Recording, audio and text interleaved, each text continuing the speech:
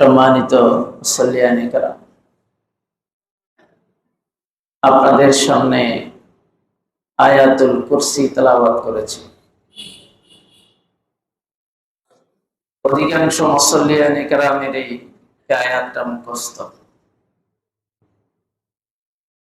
দুনিয়াবি বিভিন্ন জাদু বান্টনা, জিন, রাতে ভয় পেয়ে যাওয়া, নানান সময়ে আমরা এটা তেলাওয়াত করি ওই সমস্ত বিষয় থেকে বাঁচার জন্য।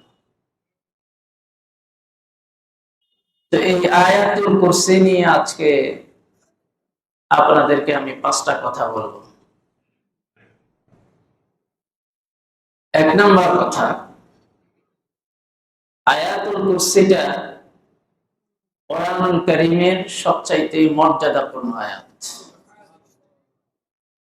কোরআনুল কারীমে যত আয়াত আছে, সমস্ত আয়াতের কোন না কোন ফজিলত আছে। সবগুলি আয়াতের মধ্যে মর্যাদায় শ্রেষ্ঠত্বে এগিয়ে হলো আয়াতুল কুরসি। আবু দাউদ শরীফ একটা হাদিসের কিতাব আছে। এই কিতাবের 1460 নম্বর হাদিস। হযরত উবাই বিন কাব এই হাদিসের বর্ণনাকারী। عن أبي بن كعب رضي الله تعالى عنه قال قال رسول الله صلى الله عليه وسلم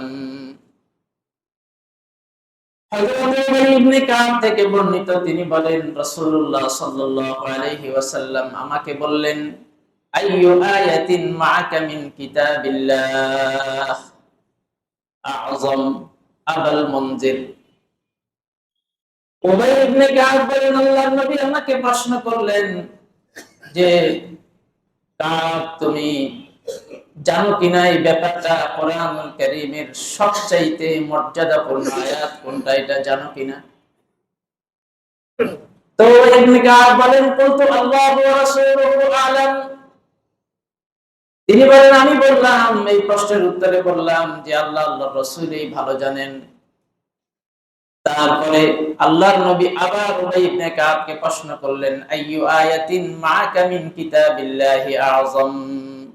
উবাই, তুমি জানো কিনা কোরআনুল কারীমের সবচাইতে মর্যাদাপূর্ণ আয়াত কোনটা?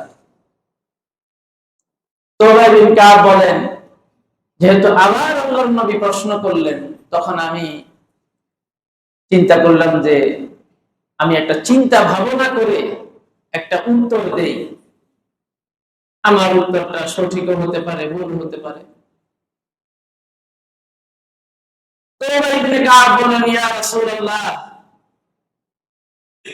আমি যতটুকু চিন্তা করেছি, যতটুকু বুঝেছি, কোরআনুল কারীমের সবচাইতে মর্যাদাপূর্ণ আয়াত হলো হিয়া আয়াতুল কুরসি।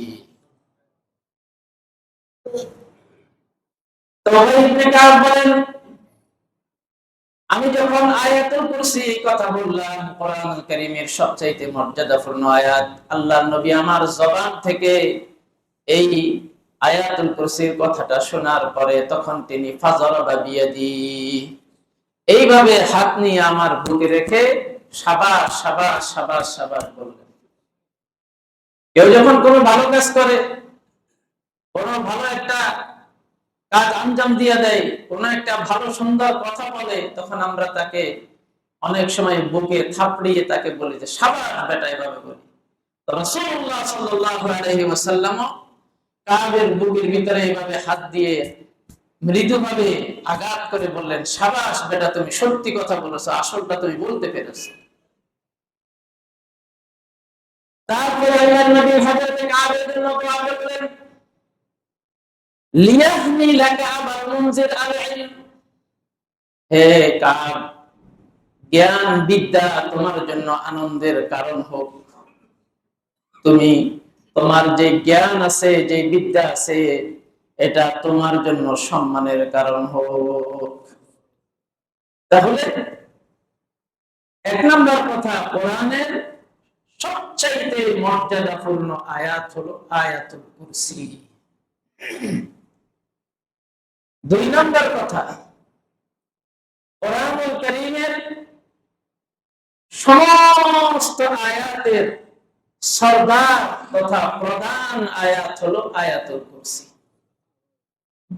যত আয়াত আছে কোরআনুল কারীমের ভিতরে, সমস্ত আয়াতের সরদার হলো আয়াতুল কুরসি, প্রধান আয়াত। তিরমিজি শরীফের 2878 নম্বর হাদিস, তিরমিজি শরীফের। عن ابي هريره رضي الله تعالى عنه قال قال رسول الله صلى الله عليه وسلم حضرت আবু হুরায়রা রাদিয়াল্লাহু তাআলা আনহু বলেন, রাসূলুল্লাহ সাল্লাল্লাহু আলাইহি ওয়াসাল্লাম বলেছেন, লিকুল্লি শাইইন সানামুল কুরআন। প্রত্যেকটা জিনিসের একটা চূড়ান্ত শিখর আছে, প্রত্যেকটা জিনিসের একটা চূড়ান্ত পর্যায় আছে, চূড়ান্ত শিখর আছে। ওয়াজাররাতু সানামিল কুরআনি সূরাতুল বাকারা। আর কোরআনের চূড়া হলো, সর্বোচ্চ চূড়া হলো, সর্বোচ্চ শিখর হলো সূরাতুল বাকারা।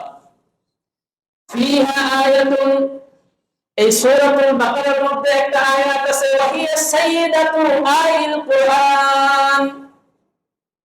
সূরাতুল বাকারার মধ্যে একটা আয়াত আছে, যে আয়াতটা কোরআনুল কারীমের সমস্ত আয়াতের সরদার, ওয়াহিয়া আয়াতুল কুরসি, সেটা হলো আয়াতুল কুরসি। তাহলে আয়াতুল কুরসি কোরআনুল কারীমের প্রধানতম আয়াত, সমস্ত আয়াতের সরদার। আয়াতুল কুরসি কোরআনুল কারীমের সবচাইতে মর্যাদাপূর্ণ আয়াত। তিন নম্বর কথা, আয়াতুল কুরসির জবান আছে। সুবহানাল্লাহ। আয়াতুল কুরসির দুইটা ঠোঁট আছে। একটা কিতাব আছে, হাদিসের কিতাব মাজমাউজ জাওয়াইদ, ইমাম হাইসামি রাহমাতুল্লাহি আলাইহি লিখেছেন। ওই কিতাবের ভিতরে এসেছে 6 নম্বর খণ্ড 324 পৃষ্ঠা। উবাই ইবনে কাব থেকে আরেকটা হাদিস সেখানে এসেছে। قال رسول الله صلى الله عليه وسلم, রাসূলুল্লাহ সাল্লাল্লাহু আলাইহি ওয়াসাল্লাম বলেন, ইন্না লাহা লিসানান, এই আয়াতুল কুরসি, আল্লাহর নবী বলেন, আয়াতুল কুরসির জবান আছে।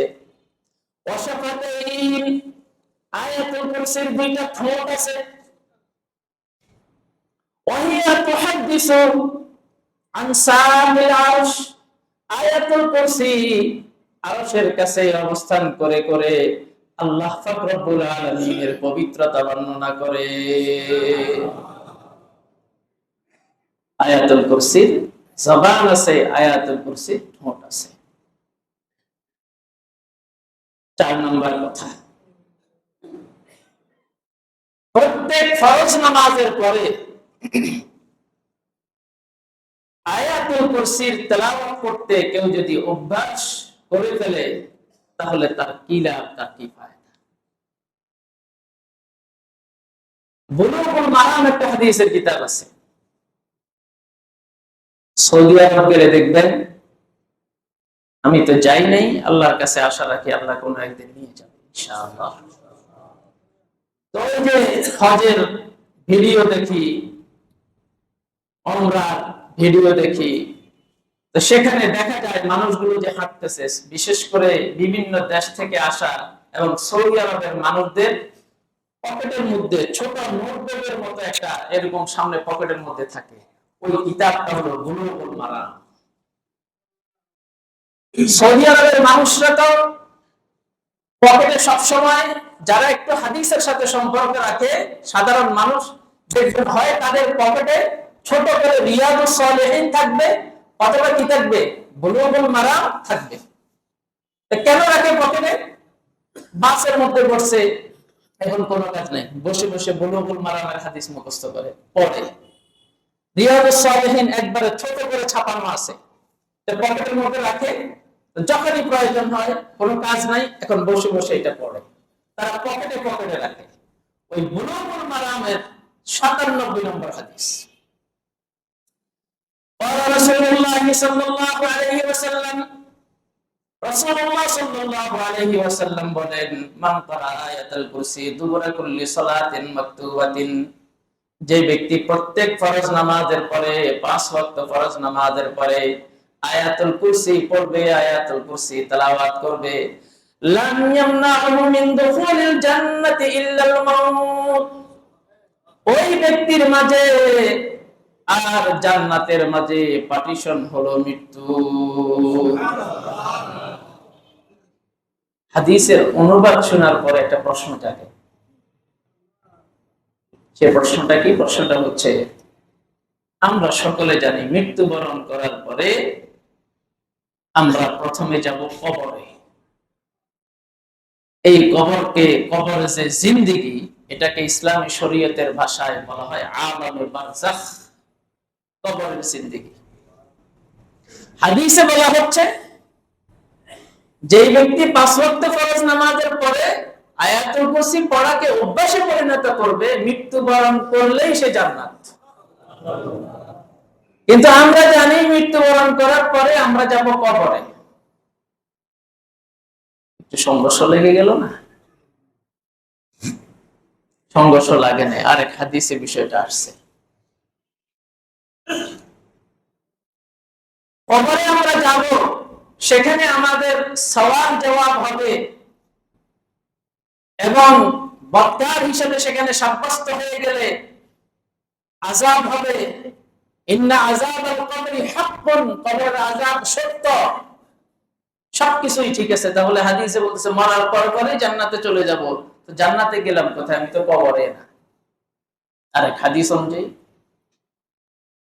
তো হ্যাঁ, আপনি কবরে থাকবেন, এটাও ঠিক আছে, কিন্তু কবরের যে সওয়াল জবাব হবে, প্রশ্ন হবে, এগুলি যখন আপনি উত্তর দিয়ে দিতে পারবেন, তো আল্লাহ পাক রব্বুল আলামিনের পক্ষ থেকে বলা হবে যে এই কবরের সাথে জান্নাতের সাথে একটা কানেকশন লাগিয়ে দাও। এই কবরের সাথে জান্নাতের সাথে একটা কানেকশন লাগিয়ে দাও। সরাসরি জান্নাতের আবহাওয়া, জান্নাতের সবকিছু এই কবরবাসী উপভোগ করবে। জান্নাত থেকে নাজ নেয়ামত আসবে। আল্লাহর নবী হাদিসের ভিতরে বলেন, বলা হবে আফরিশুহু মিনাল জান্নাহ, তাকে জান্নাত থেকে বিছানা বিছিয়ে দাও। ওয়া আলবিসুহু মিনাল জান্নাহ, তাকে জান্নাতি পোশাক পরাইয়া দাও। বাস আলামে বারজাখেই থাকবে, কিন্তু জান্নাতের সাথে তার কানেকশন তৈরি হয়ে যাবে। কবরের আযাব হবে না, আলামে বারজাখে থেকে থেকে সেখানে সে জান্নাতের নাজ নেয়ামত ভোগ করবে। তাহলে এখন আর সংঘর্ষ রইল না। মৃত্যুবরণ করার পর পরেই যাব কবরে। আর হাদিসে বলতেছে জান্নাত, মারা গেলে আয়াতুল কুরসি বলে জান্নাত, জান্নাত আল্লাহ তাআলা সেখানে কানেকশন তৈরি করে দিতে পারে। আমরা যদি বাংলাদেশে বসে সেই সুদূর সাইবেরিয়া থেকে ইমোতে, হোয়াটসঅ্যাপে একটা টিপ দিয়ে কানেকশন তৈরি করে ফেলতে পারি, আল্লাহ তাআলা কানেকশন তৈরি করতে সক্ষম না? এই আধুনিক প্রযুক্তির উৎকর্ষ সাধনের এই যুগে আল্লাহর নবীর বক্তব্য, আল্লাহর বক্তব্যগুলিকে আরো সত্যভাবে উপলব্ধি করার জন্য এগুলি আরো সহায়ক হয়ে যায়। সামান্য মানুষ যদি পারি, তো আল্লাহ পাক রব্বুল আলামিন ইন্নাল্লাহা আলা কুল্লি শাইইন কাদির, আল্লাহ কেন পারবেন না? আল্লাহ তো অবশ্যই অবশ্যই কানেকশন তৈরি করে দেবেন। মাটির নিচ দিয়ে বাংলাদেশ থেকে ফ্লাইট চলে যায় ভারত, সুদূর ভারতে, ভারত থেকে চলে আসে সুদূর বাংলাদেশে, ইরাক থেকে সুদূর আমেরিকায়, চায়না থেকে সুদূর অমুক দেশে কানেকশন নিয়ে যায়। তো আল্লাহ পাক কানেকশন তৈরি করে দিতে পারেন না? তো আমরা সকলে আল্লাহর কাছে এটাই চাইবো যে আল্লাহ তাআলা যাতে আমাদের এই কবরের জিন্দেগিটাকে জান্নাতের জিন্দেগিতে পরিণত করে। কবরের সওয়াল জবাব আল্লাহ তাআলা যাতে আমাদের জন্য সহজ করে দেন। এই হাদিসের বর্ণনায় আরো একটা বর্ণনা এসেছে, যেই ব্যক্তি আয়াতুল কুরসির আমল নিয়মিত করবে সেই ব্যক্তি আরো একটা বিপদ থেকে বাঁচবে। একটা তো হলো মৃত্যুর পরবর্তীতেই জান্নাত, আরো একটা বিপদ থেকে সে বাঁচবে আয়াতুল কুরসির নিয়মিত আমলকারী হওয়ার কারণে। সেটা কি? সেটা হলো বিভিন্ন হাদিসের কিতাবে এসেছে, মুসলিমে এসেছে, অন্যান্য হাদিসের কিতাবে এসেছে, আমরা যখন মারা যাব, মারা গেলে কবরের একটা চিপ আছে, চিপ, কবর দুদিক থেকে চিপ দিবে। হাদিসের শব্দে এসেছে তাখতালিফু আদলাউহু, এই জায়গাগুলো এগুলাকে আরবিতে বলা হয় দিলউন, বহুবচন হলো আদলাউন। যখন কবর চিপ দিবে এই পাশের হাড্ডি ওই পাশে চলে যাবে, ওই পাশেরটা এই পাশে চলে যাবে, এত কঠিন ভাবে চাপা দিবে। রাসূলুল্লাহ সাল্লাল্লাহু আলাইহি ওয়াসাল্লাম বলেন, যে ব্যক্তি প্রত্যেক ফরজ নামাজের পরে আয়াতুল কুরসি পড়তে অভ্যস্ত হয়ে যাবে, নিয়মিতভাবে আমল করে যাবে, তো আল্লাহ পাক রব্বুল আলামিন ওই কবরবাসীকে কবরের সেই কঠিন চিপ থেকে, চাপ দেওয়া থেকে বাঁচিয়ে দিবে। কবরের চিপ থেকে বাঁচার জন্য আরো দুইটা বিষয় আছে। আয়াতুল কুরসির আমল করা এটা আমাদের হাতে। সেই কবরের এই কঠিন চাপ থেকে বাঁচার জন্য আরো দুইটা জিনিস আছে, যে দুইটা জিনিস আল্লাহর হাতে, আমাদের হাতে নেই। এর মধ্যে একটা হলো শুক্রবার দিন মারা যাওয়া। শুক্রবার দিন কেউ যদি মারা যায়, অর্থাৎ বৃহস্পতিবার সূর্য ডোবার পর থেকে নিয়ে শুক্রবার দিন পেরিয়ে সূর্য ডুবার আগে কেউ যদি মারা যায় এবং তাকে শুক্রবার দিন, দিন পেরিয়ে সূর্য ডুবার আগে যে তাকে দাফন করা হয়, ওই পবিত্র দিনে, ওই মর্যাদাপূর্ণ দিনে মারা যাওয়ার কারণে আল্লাহ পাক রব্বুল আলামিন তাকে কবরের এই চাপ থেকে আল্লাহ বাঁচিয়ে দিবে। আর কোন ব্যক্তি যদি রমজান মাসে মারা যায়, রমাদান মাসে কেউ যদি মারা যায়, তখন আল্লাহ পাক রব্বুল আলামিন তাকে ওই কবরের চাপ থেকে কি করবেন? বাঁচিয়ে। এই জন্য আল্লাহ পাক রব্বুল আলামিনের কাছে মরতে তো হবে। আল্লাহর কাছে সবসময় প্রার্থনা করা, ঈমানের সহিত যাতে মরতে পারি, সিজদার হালাতে মরতে পারি, ইবাদতের হালাতে মরতে পারি, পবিত্রতার অবস্থায় মরতে পারি, শুক্রবারে মরতে পারি, রমাদানে মরতে পারি, এইভাবে আল্লাহর কাছে কামনা করতে থাকা, দোয়া করতে থাকা। তো দোয়া করলে, মন থেকে আল্লাহর কাছে চাইলে, ভালো দিনেই আল্লাহ তাআলা আপনাকে মৃত্যুটা দান করবে। এবার আপনার কাছে প্রশ্ন জাগতে পারে, আমার মৃত্যু তো লেখাই হয়ে গিয়েছে। লেখাও হয়ে গিয়েছে, এটাও সর্বসিদ্ধ কথা। আবার বারংবার আল্লাহর কাছে কান্নাকাটি আবেদন করার মাধ্যমে ওই যেটা লেখা ছিল এটা পরিবর্তন হয়, ওইটাও হাদিস আছে। আপনার কপালে একটা মুসিবত আসার ছিল, কিন্তু কোন নেক কাজ করার কারণে, আল্লাহর কাছে দোয়া করার কারণে, কান্নাকাটি করার কারণে, ইস্তেগফার করার কারণে আপনি ওটা থেকে বেঁচে গেলেন। ভূমিকম্প হয়ে বিল্ডিং ধসে পড়ে গেছে, ভূমিকম্প হওয়ার 5 সেকেন্ড আগে সিসি ক্যামেরা দেখা যাচ্ছে সে বের হয়ে চলে যাচ্ছে, ভিতরে যারা ছিল তারা সবাই ধসে শেষ। 5 সেকেন্ড আগে সে বের হয়ে গেছে। এই জন্য আল্লাহর কাছে এগুলো চাইবেন। আর ফরজ নামাজের পরে আয়াতুল কুরসির আমল করতে অভ্যস্ত হয়ে যাবেন। সালাম ফিরাইলেই আল্লাহু আকবার, আস্তাগফিরুল্লাহ, আস্তাগফিরুল্লাহ, আস্তাগফিরুল্লাহ, মাসনুন যে দোয়া আছে সেগুলি পড়বেন, আয়াতুল কুরসি পড়বেন, এটাকে অভ্যাসে পরিণত করবেন। অভ্যাস কখনো মানুষ ছাড়ে না, যেটা অভ্যাসে পরিণত হয়। সালাম ফিরানোর পরেই সুন্নত পড়ার জন্য দাঁড়িয়ে যাবেন না। সালাম ফিরানোর পরে সুন্নত নামাজ যেমন আছে, আবার সুন্নত কিছু তাসবিহ, দোয়া, আদিয়ায়ে মাসনুনা ইত্যাদি আছে, সেগুলি আল্লাহর নবীর দৈনন্দিন আমল ছিল। সুতরাং সেগুলির প্রতি আমাদের গুরুত্ব দেওয়া একান্ত দরকার। না, আমাদের এই মসজিদের যারা নিয়মিত মুসল্লি, আমি আপনাদেরকে বিশেষভাবে আবেদন করব, সালাম ফিরানোর পরেই কিছু না পারলেও, বিভিন্ন দোয়া দুরূদ না জানলেও সুবহানাল্লাহ, তারপরে যাইয়া আল্লাহু আকবার, আলহামদুলিল্লাহ, এগুলো তো জানেন, আস্তাগফিরুল্লাহ জানেন, আয়াতুল কুরসি অবশ্যই জানেন। অন্তত এই সংক্ষিপ্ত আমলটা করবেন, আর সংক্ষিপ্ত এই আমলগুলা করে সংক্ষেপে জান্নাতে যাওয়ার ব্যবস্থা হয়ে যাবে ইনশাআল্লাহ। আয়াতুল কুরসি পড়লেই জান্নাত, মৃত্যুবরণ করলেই। এত লাভ, এত সংক্ষেপে জান্নাতে যাওয়ার রাস্তা আপনি কেন অবলম্বন করবেন না? আল্লাহ তাআলা আমাদেরকে তৌফিক দান করুন। 5 নাম্বার কথা, বুখারী শরীফের হাদিস এসেছে, আবু হুরায়রা রাদিয়াল্লাহু তাআলা আনহু তিনি হাদিস বর্ণনা করেছেন, 5010 নম্বর হাদিস। তিনি বলেন যে আল্লাহর নবী ওয়াক্কালানি রাসূলুল্লাহ সাল্লাল্লাহু আলাইহি ওয়াসাল্লাম বিহিজ্জি যাকাতিল মাল রমাদান। আল্লাহর নবী একবার রমজানের মধ্যে আমাকে, রমজানে যে সমস্ত যাকাতের সম্পদ আসে, মাল আসে এবং সদকাতুল ফিতর যেগুলো আসে, এগুলি পাহারাদারির দায়িত্ব আমাকে দিলেন।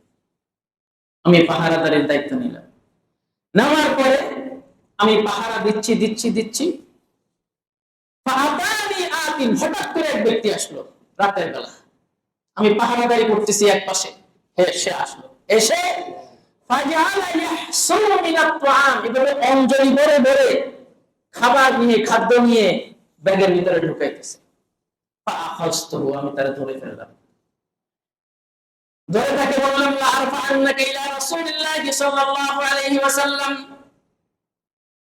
আমি অবশ্যই তোমাকে আল্লাহর নবীর কাছে নিয়ে যাব, তুমি যাকাতের মাল চুরি করতেছ। আল্লাহর নবী আমাকে এখানে যাকাতের মাল পাহারা দেওয়ার দায়িত্ব দিয়েছেন। যখন আমি তাকে ধরে কথা বললাম, ক্বালা ইন্নী মুহতাজুন, ওই ব্যক্তি বলে, ভাই আমি খুবই গরিব মানুষ, ওয়া আলাইয়া ইয়ালুন, আমার ছেলে সন্তান আছে, পরিবার আছে, এদের খুবই অভাব চলতেছে, খাবার দাবার নাই, কোনো কিছুই নাই, ভাই আমি খুবই গরিব মানুষ, আমাকে ছেড়ে দেন। আবু হুরায়রা রাদিয়াল্লাহু তাআলা বলেন যে যখন বলল যে আমি গরিব মানুষ, তখন আমার মন নরম হয়ে গেল। নরম হয়ে যাওয়ার পরে ফারাহিমতুহু, আমি তাকে দয়া করলাম, ফাখাল্লাইতু আনহু, তাকে ছেড়ে দিলাম।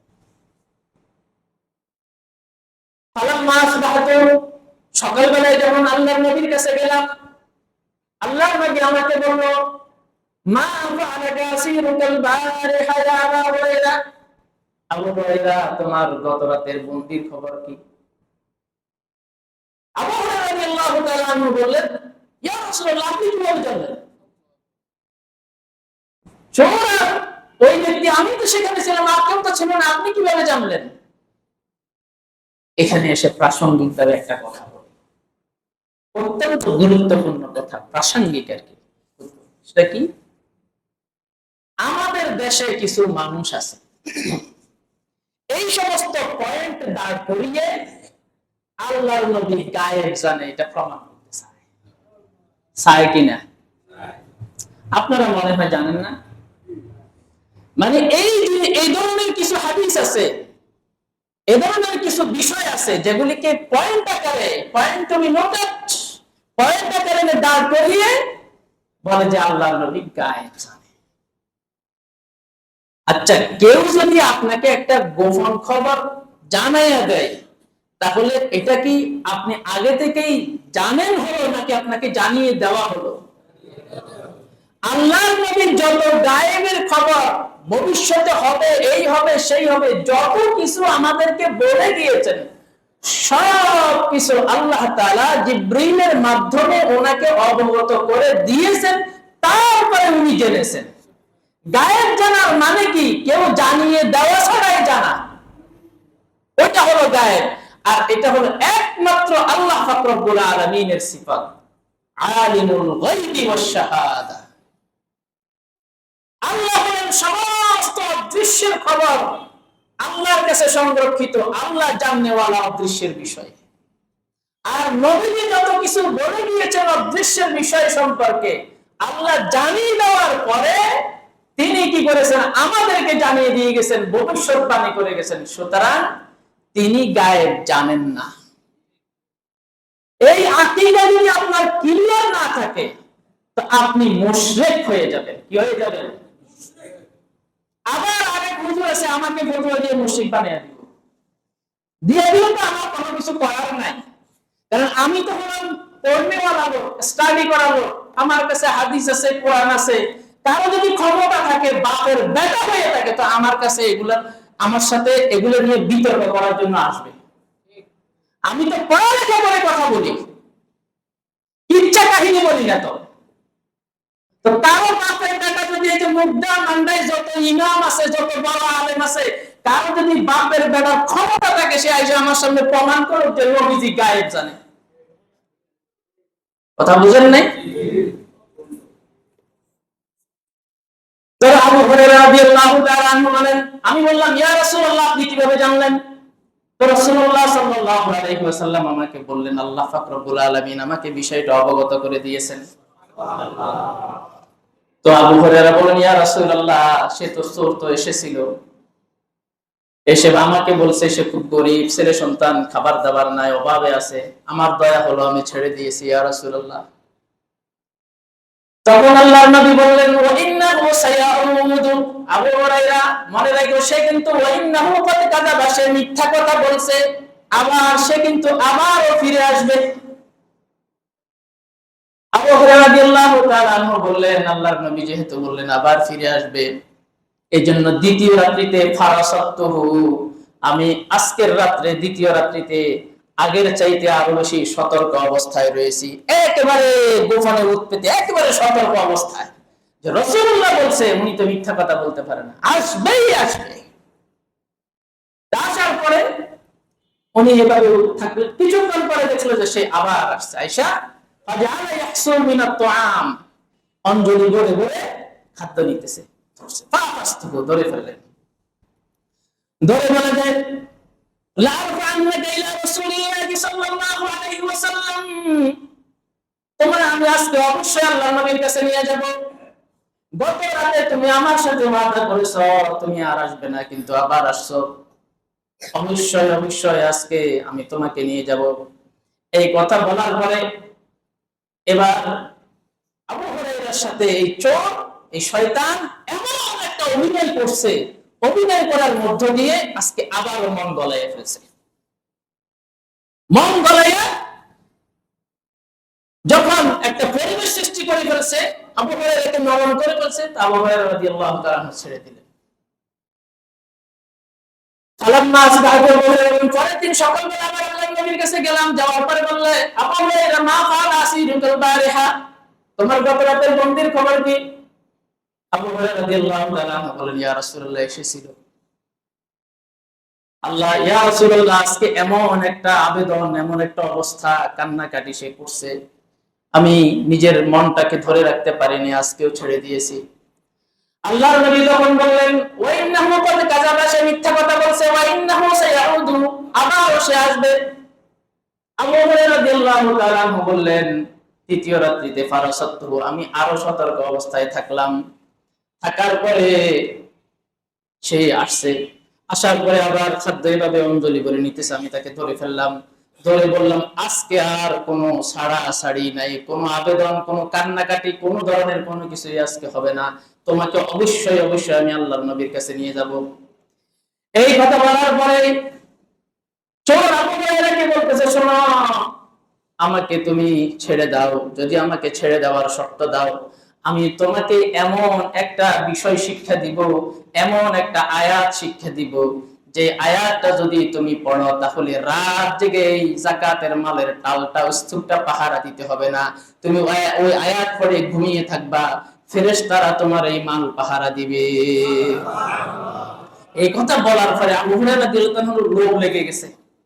হ্যাঁ, এমন কি এত সুযোগ সুবিধা, এত ফ্যাসিলিটিস, যে ওই আয়াত পড়লেই ফেরেশতারা পাহারা দিবে, আমি নিশ্চিন্তে ঘুমাইতে পারবো। সাহাবায়ে কেরাম তো কোনো আমলের কথা শুনলে লোভ লেগে যেত, আমলের কথা শুনলেই অতি উৎসাহী, অতি আগ্রহী হয়ে যেতেন। তখন বলে যে তো কি আমল তাহলে বলো দেখি। সে আয়াতটা হলো আয়াতুল কুরসি, আল্লাহু লা ইলাহা ইল্লা হুয়াল হাইয়ুল কাইয়ুম। সুবহানাল্লাহ। এই আয়াতটা পড়ে যদি তুমি ঘুমাও, তাহলে আল্লাহ রাব্বুল আলামিনের পক্ষ থেকে একেবারে সকাল পর্যন্ত ফেরেশতারা পাহাড়ের মতো তোমার মাল সম্পদ সবকিছু পাহারা দিবে, এবং কোন ধরনের ক্ষতি রাতের বেলা কেউ তোমার করতে পারবে না।